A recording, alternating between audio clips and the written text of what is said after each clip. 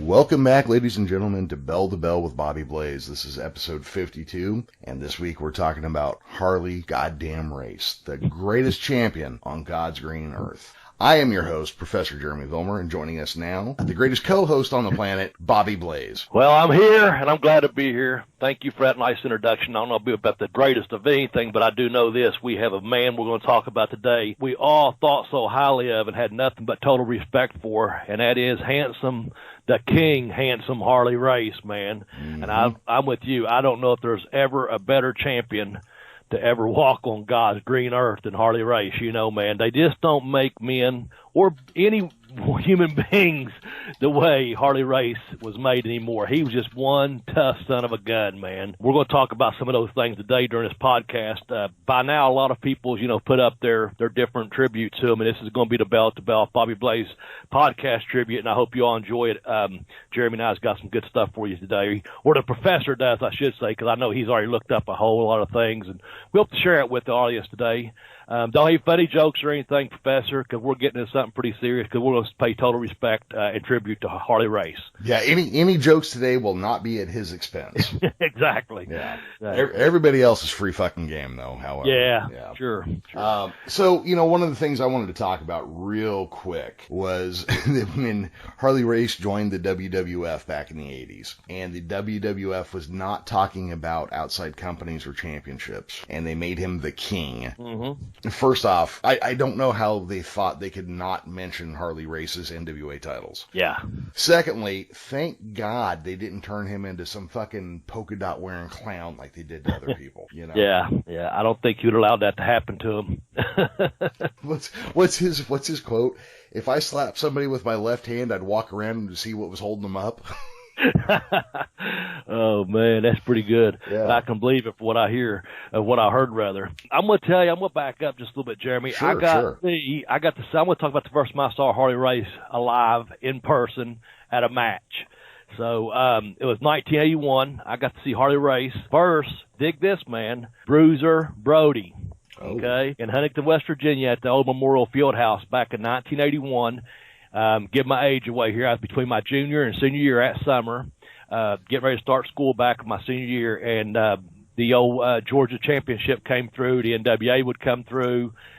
And anyway, man, I got to see Harley Race and Bruiser Brody. Of course, it was just a brawl. The two things that stand out was when Brody came through, they had gimmick tables lined up out towards the ring instead of the cages you see now, the fencing that you see, the modern day barricades, whatever. They just had wooden tables down through there, so the wrestlers just walked out from underneath the bleachers out to the ring. Brody must have tore about 3 or 4 of these big heavy ass tables upside down, just making his entrance to the ring, just coming around doing his thing. I remember that because them tables were big, heavy wood ones. They weren't these little cheap plastic ones, fading the fans from the ring. And then the second thing was, because I was always such a fan, man, we got there early and stayed late, my buddies and I. And the second, and of course, Harley Race won the matches, DQ. He won via DQ. And we were lingering around underneath the bleachers, and we walked over towards the locker room, and I may have told you this before. If not, I've told a lot of other people this. Looking in the locker room, there's Harley Race sitting in his underwear, drinking a beer. There's the champion. Locker room door was open, and, of course, that's when I had heels and faces. You had 2 different locker rooms, but we just, young guys lingered around just hoping to get autographs or see the guys or whatever. And he just kind of looked over like we wasn't out of place, because a lot of people had already left. So many people had already left the building, Mm-hmm. So, he was just sitting there. I'm not going to tell you. I'd love to tell you. In my mind, he took the beer and saluted me, but no. We were just a couple kids, teenagers, and got a peek in, and he was in there just, either sweating or just out of the shower, because his hair was obviously wet. He was just sitting there drinking a beer like, no one's business, like just mind his own business. And he just looked up, and he thought probably that, he's probably seen it every night, kids wanting to hang out. He just looked over at us and just continued dressing, and that was pretty cool. And then I met him in person for the first time. I think it was 2004 up in Cleveland, Ohio. They had a show up there, the 10-year anniversary show, and they had Harley as the special guest. And he got up and gave an interview in the ring that was tremendous. And then they involved him in a little bit of an angle, and he picked up and suplexed, the vertical suplex, this manager. And it was just so picture perfect of every bump on that card that day. They had probably about 10 matches, and Harley just delivered that perfect suplex like he could do, you know. And the last time I saw him was a couple of years ago. They had him up in West Virginia at the ASW show, and I just went over and spoke to him and shook his hand. You know, he was just meet and greeting the fans or anything. I really didn't get to talk to him or anything. I never really talked to him other than Cleveland. I did ask him about one of the stories, and that is about his hand strength. And I had heard, and I know I've told this before, because we talked about it on our YouTube channel, about how tough that hand strength he had. And I did ask him about him putting Bill Kazmaier, the world's strongest man, to his knees in that game of mercy. And I guess Kazmaier had been running his mouth or whatever. And sure enough, they ran into each other. You know, he definitely had A teams and B teams, and you know, wrestling 2 and 3 towns a night or whatever. And they ran each other in the airport. Harley said, "Hey, I hear you think you got strong hands, motherfucker," or whatever, you know, strong grip. And they locked up, and I guess he put him right to his knees, right in the middle of the airport in the game of mercy. And of course, he's known to be able to, as we talked about on the Legitimate Badasses, which has over how many 70,000 views on our YouTube channel, Jeremy. You know, he says it himself. He loved to smoke, drink, and drive fast. But I'd heard from several different people, man, through the territories I worked in, how he could just be sitting and arm wrestling someone and be puffing on a cigarette or reach over, take a swig of beer, and still put him down. He just had that ungodly strength. And I guess from everything I've been told, you know, he got that when he was a young boy working out on a farm, you know, when he was, you know, working out there, 15 years old and getting to the business at such a young age.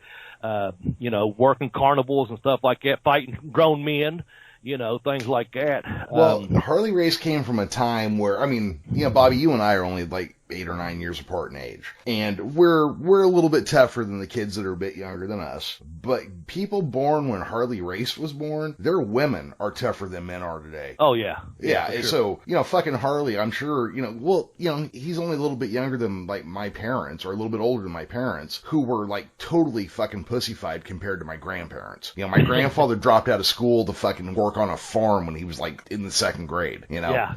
Because that's the shit you did in Oklahoma in the fucking 30s, you know. And Harley Race is from that era. Harley Race was a man amongst men. Yeah, absolutely, yeah.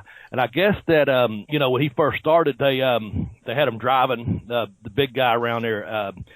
What's the Happy Humphrey? I'd heard this one of the earlier stories I had heard about him when he first got in. He's making $5 a day, you know, driving Happy Humphrey around, and he'd have to wash him off with a mop if, you know, so big, he's like 700 pounds or whatever. But he also refereed on the cards, and he started, you know, he wrestled some in carnivals, man. And I from my understanding, from everything I've read and heard, that, you know, them carnivals, you know, them guys didn't want to lose their money. No. And if Harley got beat, he didn't get paid. So that's where he got that real quick headbutt at. You know, he'd headbutt him in the nose to earn his pay. You know, he wasn't afraid to, he wasn't afraid to fight a grown man from an early age. No. And I guess that just carried over, like you're saying. There's no pussification of him or that generation of men. They just, you know, he did what he had to do, you know, and that headbutt, of course, as we know, you know, he started using it coming off the top rope. It was that, his vertical suplex, man. Those two things to me were just so beautiful to see him do when he got to that rope and dropped that headbutt on people. And that vertical suplex, you know, to hear Gordon Soley say it, man, when you know, it's just a thing of beauty. I just loved watching him do that. So, I believe you mean suplex. Yeah, I was waiting for that there, professors. Yeah, the way Gordon said it, do suplex. Well, you know, of course, he won his first title way back in 1973 against Dory Funk Jr. He was supposed to be a transitional champion, I guess, between him and Briscoe, but here he ended up being a champion over 8 times, man. You know, so for someone that's just supposed to get the title as a transitional champion, he done really, really good for himself in the world of professional wrestling, man. So yeah, they didn't want to go from a face to a face with the title. They needed a heel in between. So that's where Harley first came in. But you know, here's the thing, man. Some people are just such a badass. You can't change what was meant to happen. Yeah. So, but and I guess there might have been some heat there too, from my understanding, between Dory and Briscoe. So that's another reason I think Harley was put in between them, from my understanding. And then later on, again, he got a second championship when he beat Terry Funk in 77. And once again, I think, it's one of those things where, man, he might not have the title real long, but he actually held the title for a long time, but he had little breaks in between there for like a week or so here or there. I think in 83, let's see, I'm not the 83, 81. Yeah, 81, what'd he do? He had, he won it in 79, over Dusty. Mm-hmm. What was it? 81 was that Flair? Oh yeah, Tommy Rich, he gave it to Baba. And also in 81, remember he had Tommy Rich had that 1 week run. That's right. And I remember talking to Tommy. I got to see him on the road quite a bit, and I asked him one time, what it was like to work with Harley Race and stuff. And Tommy just he said, Harley's good people. Harley's good people. He didn't have a real big answer or explanation. He said Harley's good people. Just I guess he was so good to him. They dropped that title to him and put it on him, a young kid like that, and getting all that, Georgia championship fame, man. And I guess he dropped it one day, and a week later he took it back or whatever. That's still, to do that for someone that hot in the territory, that's just good business, So, okay, so in 81, Harley lost it to Dusty, who lost it to Flair. I'm trying to remember when Tommy Rich's was. I mean, it was early 80s, but I don't remember the year. Yeah, I think it was 81, if I'm not mistaken. Okay. Also, can we talk about something here for a second? Yeah. If you only listen to the WWE, Hulk Hogan is the only guy who ever body slammed Andre the Giant.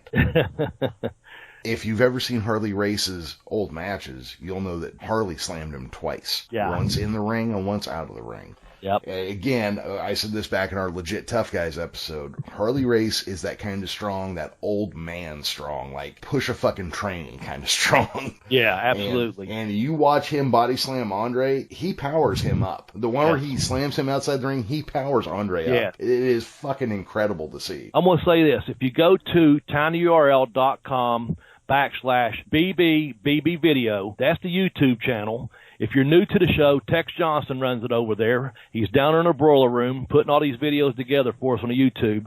It has 70,000 views. If you go to Legit Badasses, Harley Race is number 3. He could have easily been number 1. But in there, what Jeremy's talking about, there's an old video of Harley slamming, and it looked like an old concrete floor in some big, hot-ass gymnasium, and he picks Andre the Giant up. And you can see Andre barely has his hand on Harley's leg to post, and Harley, just picks his big ass up and slams on that concrete. And if I'm not mistaken, it's 8 years before WrestleMania 3 before Hogan even slammed him. So there was other people out there that had slammed Andre the Giant, with our man today, Harley Race, being one of them. Like Jeremy said, once in the ring and once outside the ring. But you can check that video out on our YouTube channel. And Jeremy, I just want to tell you, and Tex, thank you out there. Yes. We have jumped up another 450 subscribers on our YouTube channel. We now have 5,450 subscribers over on the YouTube channel. Depending on what you're looking up, and if you look up Harley Race on there, we come up on that front page. Our YouTube channel does. We'll be in the top number 3 through 10. And I actually saw a couple other people taking some, I guess it's a compliment, I don't know, but I think it is. They took some of our footage that Tex put together and put in their little video packages. So gimmick infringement, copyright infringement, I can't say because I don't know how it all works, but it's good to see that people are viewing it, because that jumped up about 10,000 views in just the last week or so, or I shouldn't say last week, I guess the last 10 days. 10 or 11 days since the passing of Harley Race, that people went and looked up Harley Race and found our YouTube channel. And our, again, it's listed under Legit Badasses. He's number 3, and you'll see that. But you got anything else to say about that, Jeremy? I just kind of jumped up there and put that in there. No. You know what? But since we're talking about our YouTube, I want to read a couple comments, because Bobby, I know you don't, because we're both thin-skinned and we don't like to hear that shit. But Our Harley Race page, there have been a lot of good comments on it. One guy, Christopher R., says Chuck Norris checks under his bed at night for Harley Race. So everybody knows the Chuck Norris memes, knows that one. Euroheat0022 says, damn, even Ole, who's a negative prick, is complimentary. That really says something. So there's a clip in there of Ole saying nice things about Harley Race. Right. And Ole is a negative prick, so, But you didn't hear that from me. Right, yeah. We get down here, a lot of people just saying, rest in peace, champ. So I know a lot of these happened in the last week or so. A couple people come in and they're like, I don't know if Harley or Funk was tougher. I don't know which way to go. A lot of people saying that. Nobody in here is calling him anything but the toughest man alive. Yeah. This guy, Todd Kurzbard, says, God bless Harley, the toughest man in heaven. There you go. Yep. Well, I'm sure the gates of hell were locked that day. Yeah. No admittance if your name is Harley Race. Yeah, they're not letting him in. Shit. No, he'd be running the place in a half an hour, yeah. Yeah. 2 cigarettes and a beer later, and it's fucking cleaned out down there. Yeah. Scorch1028 says, true story. Harley Race is so tough he beat polio, which is fucking legit. You know what? Let's talk about that real quick. My grandmother died of polio in 1951. Polio was a fucking killer back then. Oh yes. Harley Race fucking slapped the shit out of polio. Man. Yeah. Well, there's documentation about how, he overcame polio, like you said. His first year in professional, he had a hard upbringing. We already talked about that, dropping out of school and working on a farm, driving people around, working on carnivals and stuff. His first year in the business, he had a car wreck, and he was pronounced, his first wife died in the car accident. Yes. While with child, and he was pronounced dead. Not only that, I guess they got a heartbeat back some way, however the story goes, but they were going to amputate one of his legs. And the promoter he was working for, I think in Nashville at the time, went down there and said, no, not over my dead body. And he rehabbed himself, and that was in like 61, I think. And by 1963, he was back. They said he wouldn't walk, and he's back in the ring wrestling again. Yep. He overcome that, That's tough. That is a kind of tough. I mean, first off, to lose your pregnant wife in a car wreck. Yeah. And it was like a month after they got married. Yeah. That alone would take most people off their fucking feet for years. Okay, well, he was also declared dead, so he shouldn't have come back from that. Also, he was never supposed to walk again. And fucking Harley Race, you don't tell that man to lay down. Right. Nope. He will slap the shit out of you and fucking keep going. It took lung cancer to kill Harley Race. Lung cancer killed John Wayne. Yeah. That's how fucking hardcore this guy was. It took like one of the worst things on the planet to do him in. He lived through everything else. Yeah.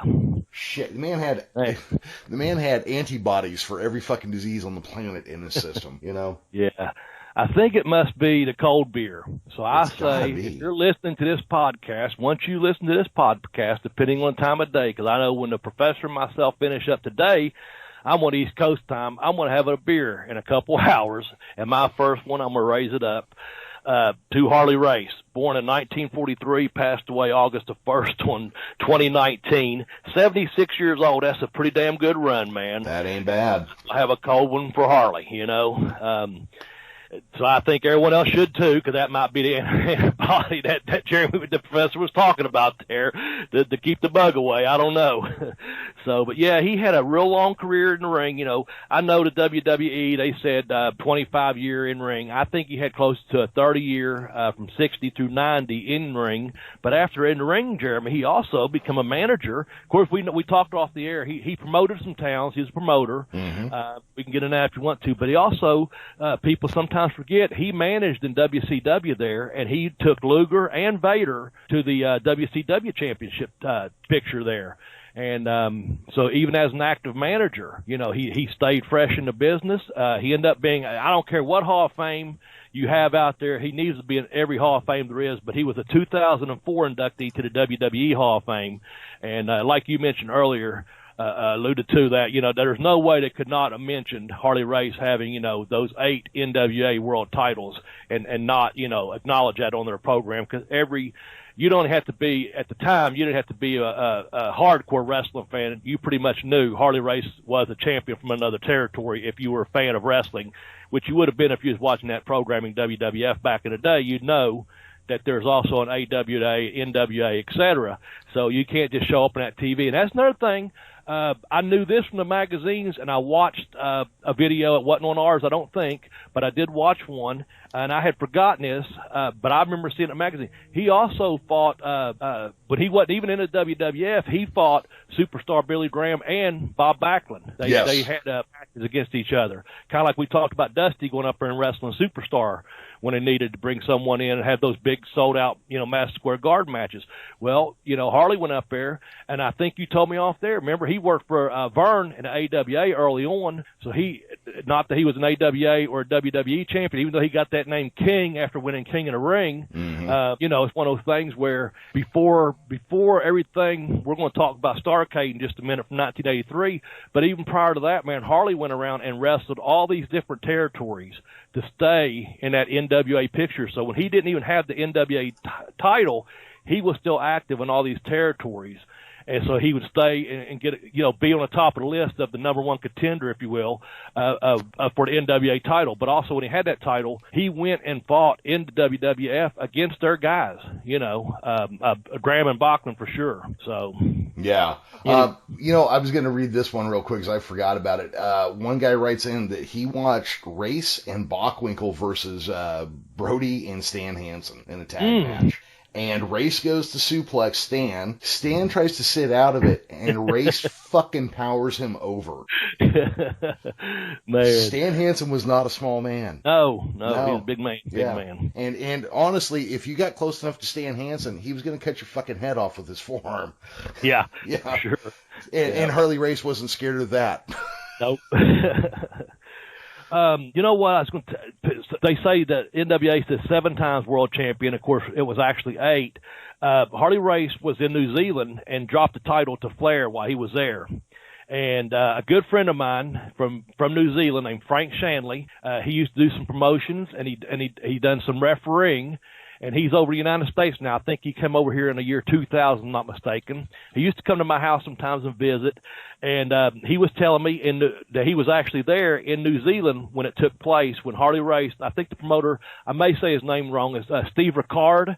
And you can fact check this, but I guess he had advertised a Harley Race as being the let's see, Flair being the champion or Harley being the champion. Anyway, nonetheless, the way it worked out, Race dropped the title and called the office and told him what he did, and immediately said, get it right back. And if he didn't get it, the next day, he might have got it back in Singapore the following, 2 days after that or something. There's a couple of days, and I hope someone does check that out to get that straight. But I think that's the controversy of the 7 and 8 times, because he did drop it to Flair in New Zealand, and I think he got it back 2 days later in Singapore, if he didn't get it before he left New Zealand. So I'm not sure, but that's where some of the, and also, I think I mentioned earlier, in 79 and 80, he dropped it to Baba for a week at a time. So he got it back from him too, obviously. We mentioned Rich, Dusty, Baba, and both Funks. So I think that's what it was.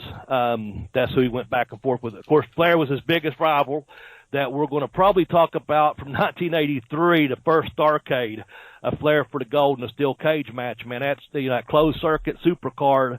That's the granddaddy of them all, I guess, if you will. But him and Flair in that steel cage, and I know you probably want to talk a little bit about that, Jeremy. Yeah, a little bit. I was going to put together a list of title rings that Harley Race had. Yeah, what happened on that? Yeah, it got out of control. It was too fucking long. Just the regional titles alone would have been 45 minutes of me just saying fucking, Kansas City, Florida, Georgia, just running off names of areas that he held titles. And a lot of people would be tempted, well, he was a promoter, of course he was going to win titles. Yeah, but most of these titles were from outside the area where he promoted. Yeah. That's a whole different thing. I mean, that really is. Let's see, he took the world title back when it was still the world title. So Nick Aldis, you got something to fucking live up to now, buddy. Get out there and fucking do it, okay? Dory Funk Jr., he beat him. Yes. Terry Funk beat him. Dusty Rhodes beat him. Baba beat Baba twice. Tommy Rich, Dusty Rhodes, and Ric Flair. Yeah. Yeah, and that was before most of our listening audience was born. Oh, man. That's pretty good, man. That's pretty good. Hey, Jeremy, I'm just going to give a shout-out real quick to our Twitter pages. You can follow Jeremy at The Geekish Cast on Twitter. You can follow me at BobbyBlaze744, and you can follow our podcast page, which is Bell to Bell Blaze on Twitter. You can follow us there, and you can use the hashtag BBBB. It's not a requirement, but if you do, we can find it easier. But, yeah, give us some fact checks. We had a couple people write in. The most that I got written in on mine when I put up a picture of Harley that Tex had sent me that we're going to do tribute this week on our graphic, and that was the 83 Starcade. And as you said, you just now done the rundown on the matches there. One of them we mentioned, getting it back from Flair, him being his biggest rival and stuff. But yeah, just give us a follow on Twitter at BobbyBlaze744 or Jeremy at The Geekish Cast, or our joint account, which is Bell to Bell Blaze. And also, I know there's a Facebook page. I'm not a part of it, but Jeremy, I'll let you tell them about the Facebook page and a Facebook group where they can find that out. And I want you all to know this, just because on the YouTube, real quickly, we get this, just because I don't read the comments doesn't mean, I support that page. I love going there and watch the videos. I just don't like reading the comments. I have other things to do with my time. I interact with you on Twitter. I get screenshot pictures. Sometimes Tex or Jeremy will send me a picture of something positive someone said, or they mention me personally, someone that saw me in Japan or whatever it may be. And I do appreciate all that. We do want you interacting. So just because I'm not on the Facebook page, please interact on there. Please interact on the YouTube page. But if you want to interact with me personally, just go with my Twitter, and that's BobbyBlaze744, because that's the only place I do my social media at. But I fully am into that daggone YouTube page. Let me tell you, man, that YouTube channel is blowing up, as I mentioned earlier. But anyway, Jeremy, what about the Facebook? Where can they find us out on there? Well, the easiest way is just get on Facebook, go up to your search bar, put in Bell to Bell with Bobby Blaze. You'll see we have both a page and a group. Not as active as I'd like, but Bobby and I are kicking around new types of content to start producing, and so I plan to start getting some small videos put up there pretty soon here as well. But just get on Facebook, go check us out. We got we have people around the world on there. It just we're not as active on there as I'd like. That's all it is. Yeah. But we're gonna change that. Me and Bobby are gonna be a multimedia fucking franchise. And Tex, get ready. We're going to have some more YouTube stuff coming. We're going to get involved in that a lot more, too. We talked about that. We're also talking about doing a Patreon page. That's going to be coming along. I did look at the material, Jeremy. I know we got a lot to talk about. We do. Some special stuff for our fans out there. And I know I will get back to talking about Harley here in just a minute. But while we're off that subject real quickly, Jeremy, I think I want to give us a quick plug for the Amazon Prime, because before we went on air, you was telling me about some more wrestling you have discovered. And I'm excited about that, because I haven't went and done this yet. But I've got Amazon Prime, and I love it. Matter of fact, I just bought my granddaughter 2 gifts. This is a straight shoot. Her birthday's coming up. And I ordered 2 gifts, and they were both here the very next day. I ordered them on Tuesday, and I kid you not, they was on my porch by Wednesday afternoon. So I'm free shipping on both of them, free shipping on 2 different products. And if you use tinyurl.com/BB Try Prime, that'll help us get a little bit of kickback from the show. And that goes to Jeremy. That kind of goes in the pot to kind of help pay the bills for our hosting fees and other things and our other ventures we hope to get into. So Jeremy was telling me off the air, I know we both love Prime. We've talked about it almost every week. And unless someone actively goes in there and goes to the tinyurl.com/BB Try Prime, you don't have anything to lose. It's 30 days risk-free. And Jeremy, what was you telling me before the show about that wrestling, man? Well, so Amazon bought Twitch. Now I'm kind of a video game nerd at times, and so I've been trying to watch more Twitch because I got a short attention span and it works out quite nicely. But I have found several indie wrestling programs, shows, whatever, promotions, who are running a weekly TV show on Twitch, basically. And when you are on Amazon Prime, you get, every month you're on there, you get a free subscription, which means basically you send money directly to that content producer every month. And there's fucking pro wrestling on there, guys. There is shit you haven't heard of yet that's waiting to be discovered. Get off your ass. Go look for it. Yeah, Bobby, before we started recording tonight, we were talking about like small promotions that are in the area, like your area, wherever you're at. There is wrestling there. You just got to get up and go find it. Yes. Like where you're at, Kentucky and Ohio area. I think I've found 15, maybe a little more or a little under, but 15 promotions like within an hour's drive of your place. Yeah. If you want to find wrestling, it's out there, folks. No matter where you live at, you can find it. I'm going to tell you, I know around here they got the ASW, that's less than 90 minutes away. The FTC's, just about 30 minutes away. And I know a local promoter, I just saw it at FTC show last week. He said he's going to start running again. He was running about an hour from here. He stopped running in January, but he had ran out there for several years. I think he's looking for another town. But anyway, and I talked to, as you know, I've done an appearance for Val Snow, and he has Ohio Valley Wrestling down in Louisville, and I know he said he has strong TV down there, so I'm sure around Louisville and Lexington, if you head out towards central Kentucky, I can't think of the name of it, there's Appalachian. Our good friend William Harding works for, I'm going to draw a blank. I know he works for one doing some filming and some voiceover stuff for them. I'm drawing a blank of what the name of the promotion is, but I know there's a lot. That's just in my area. Yeah. I'm sure in California there's a lot. I'm sure in Maryland. I know in Florida. I still have friends that I speak to in Florida on Twitter, and I know they still go to a lot of shows because I see the content they post. And just because they're older like I am, they may not get involved in the wrestling. They go to the show to help these young guys and see these young guys. So I know there's a shitload of shows in Florida, in both Tampa and Orlando. So, and I'm sure in the Carolinas, because I've been to WrestleCade, I know Tim and them, they run shows down there all the time for their organization. I can't think of names. I'm drawing blanks all of a sudden. But I know there's a shitload of wrestling out there, folks, if you get out and look. And some of it's pretty damn good. It's not I don't want to get Jeremy started on a certain TV product, but there's more out there, even though we mentioned WWE and the Hall of Fame and those things. We're talking about King Harley here. Seriously, there's a lot more wrestling out there. Jeremy just sent me a text the other day, and I got excited when I went to the YouTube. What his reference was about the NWA doing some TV tapings in Atlanta, Georgia. And here we are talking about Harley Race and the WCW and NWA and how important that, the TBS station was there, and now they're here going back. Billy Corrigan, I watched the video, like 5-minute video, and I got excited because that's 2 days of work. I think it's September the 30th and October 1st. If I was an independent guy right now, I'd be contacting the National Wrestling Association, or I'd be going to Atlanta, Georgia, and trying to get all these damn TV tapings, people. There's wrestling out there. If I wasn't a wrestler, I'd be going to say, how do I get tickets to your studio wrestling? That's what I do, Jeremy. Yeah. It's out there if you look. Now, that's my rant. We got to talk about Harley some more probably, but anyway, there's professional wrestling out there if you get off your ass and go look.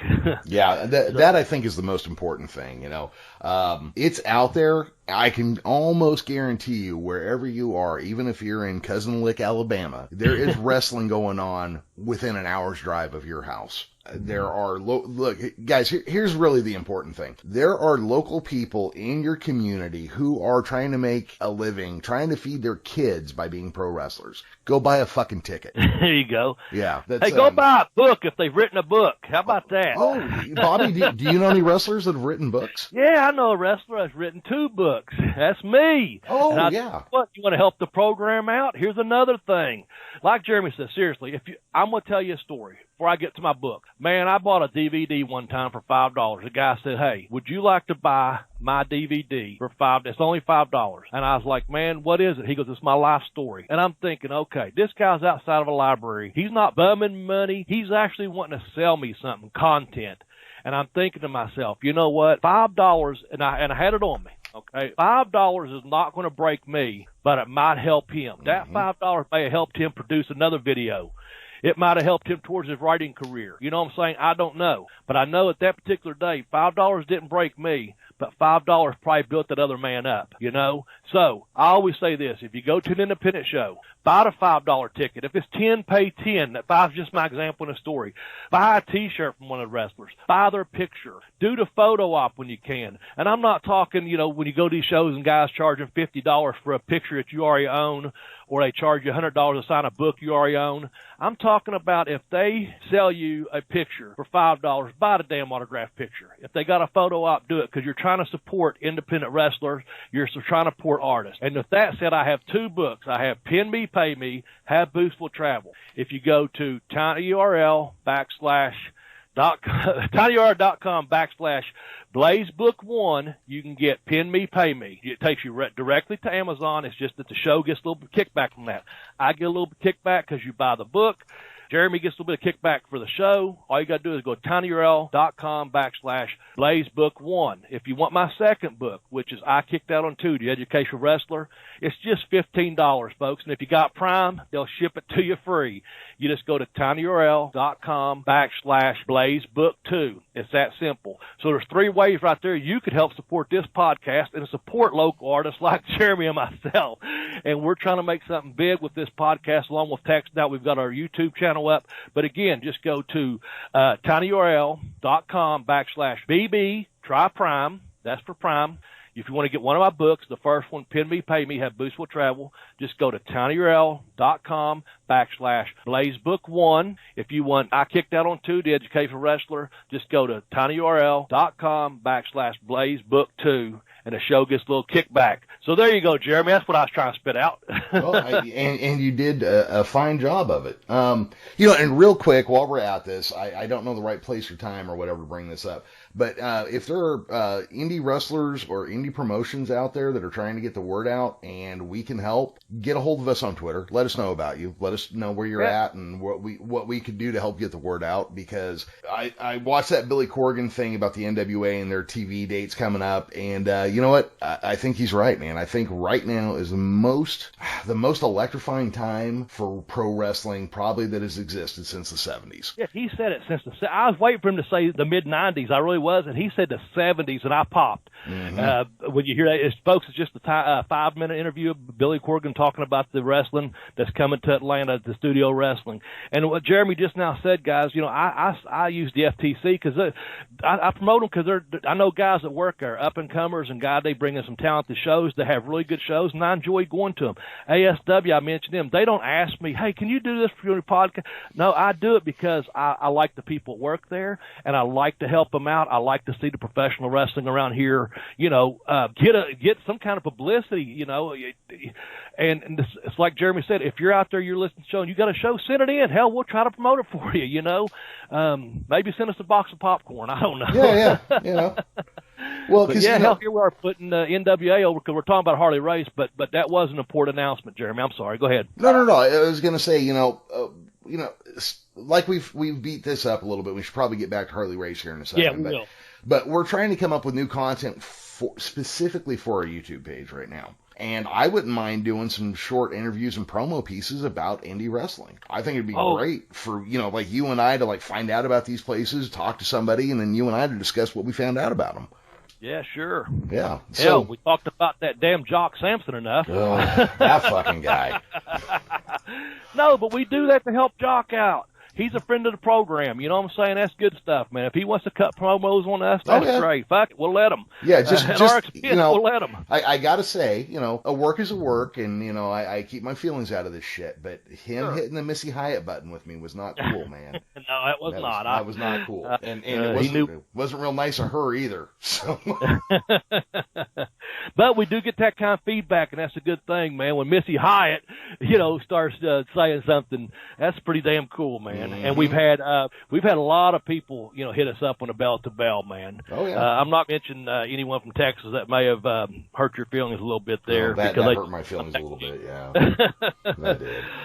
Oh, man. Hey, listen, real quickly, too. Don't forget on Amazon, there's a book, King of the Ring, the Harley Race story. That's what we're talking about. Jeremy, why don't you give that out real quick, how they can get the Harley Race book if you don't care? Because I just now thought about that. You put that out there last week. Yep. It's on Amazon. It's called King of the Ring. It's the Harley Race story by Harley Race. How can they get that, Jeremy? And we'll finish up here real soon about talking about Harley. Well, if I remember correctly, it was tinyurl.com/bbkingharley, I believe was the address we created for that. And this is a autobiography. I can't remember who his writing partner was, but Bret Hart wrote the foreword, Harley Race and somebody else wrote the book. I imagine it's a great story. The little bit of research I did just in his general life, Harley Race had a life story very similar to that of my grandparents, so I found it very, what do you call that? Like, I could identify with him. I felt like, oh, fuck, I know Harley Race, because he is like my people, from the Midwest, fucking busted his ass to get somewhere and make something of himself.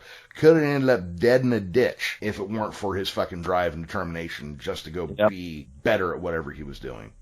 Harley's one of those guys, man. If he was a fucking cowboy, he would have been a great cowboy. If he was a pilot, he would have been a great pilot. Yes. He pushed himself to be more all the time. Yeah. That book is King of the Ring, the Harley Race story. It is at tinyurl.com/bbkingharley. I'm just going to read something real quickly here. A true legend, Harley Race had enjoyed almost unparalleled success in the world of professional wrestling. Turned pro in 1959 at the age of 15. He had the work ethic and an innovative style that allowed him to become one of the three biggest names in wrestling during the 70s and 80s. And then you can just go on from there as to what you can read in that book. Take a chance and get it, man. It's got great customer reviews. And it's like Jeremy said there, man, you're going to read about someone you can really relate to that, either at your parents' or grandparents' age, possibly, depending on what age you're listening to. Like I said earlier, some of the title runs Jeremy was talking about Harley having, some of our audience probably wasn't even born then, but that's nonetheless, if you're a wrestling fan, you better damn sure know who King Harley Race is. You better know that name and know it well.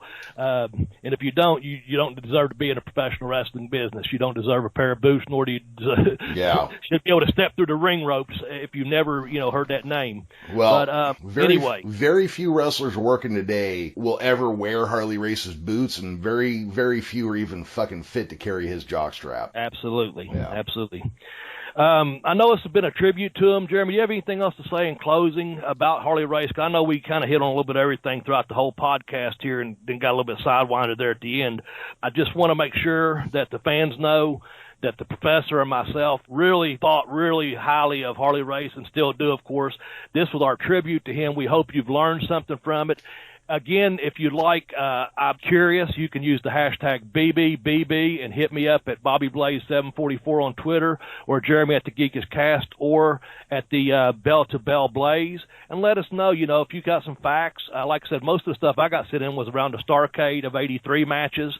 I'm more interested in if someone can remember if the 8 titles there that in New Zealand, I know he put Flair over to one night. I want to say a couple nights passed, and again, I could be wrong, but I think he got it back in Singapore. I'd like to know a little bit more about that. I know what Frank Shanley told me, and I'm trying to just go by memory on that. And anything that we may have left out about King Harley, man, or Handsome Harley. We didn't talk about that when he tagged with Pretty Boy Larry Henning back in the day. They wrestled Crusher and Bruiser. I mean, it went that far back. If you go to our YouTube channel, it comes up in the first page is right there. There's a tribute or two there, and then there's Ric Flair telling a story about going to Japan with Harley, and just Harley was pretty much going as Flair's back bodyguard, basically, So there's all kinds of stuff out there, and if you want to share it with us on the Twitter, that's fine. If you want to go to the Facebook page, that's fine. But let us know that you're listening to the program. And I just want to say, Jeremy, I know our time's up. We're running out shortly here. But I never will forget Harley Race's headbutt, the way he delivered that, and also that perfect vertical souffle. You cannot beat that souffle, that is for sure. So. Okay, so Harley Race, just so we can wrap up and start going. Yeah. Harley Race, 8-time NWA World Champion, totaling 1,801 days of his title reigns. He is third place for longest combined days as champion, behind only Luthez and Ric Flair. There you go. I believe also at 8, he is second highest number of combined championships as well. Because Ric Flair had 10 reigns as NWA champion, and I think that was the most of anybody, and I think Harley Race comes in second with 8. Okay. And then Ric Flair said when he passed away, he was the last true world champion of the world. So that's when men were men, and they had to be, and Harley was tough, and I know we got that across, to this today's podcast. We definitely got that across, man. Yeah, well, here's the thing. Ric Flair was no fucking slouch. Ric Flair was a tough son of a bitch. Harley Race was a little bit tougher. But you could probably say that for about 99% of the men that walk on God's green earth. Harley Race was probably just a little bit tougher. Just about. Bobby, you got anything you want to close with today? Oh, man, just thanks to all the fans and our friends of the program, and thanks for listening. It's good to catch up with you again. I know, it's sad we have to, RIP, King Harley Race here.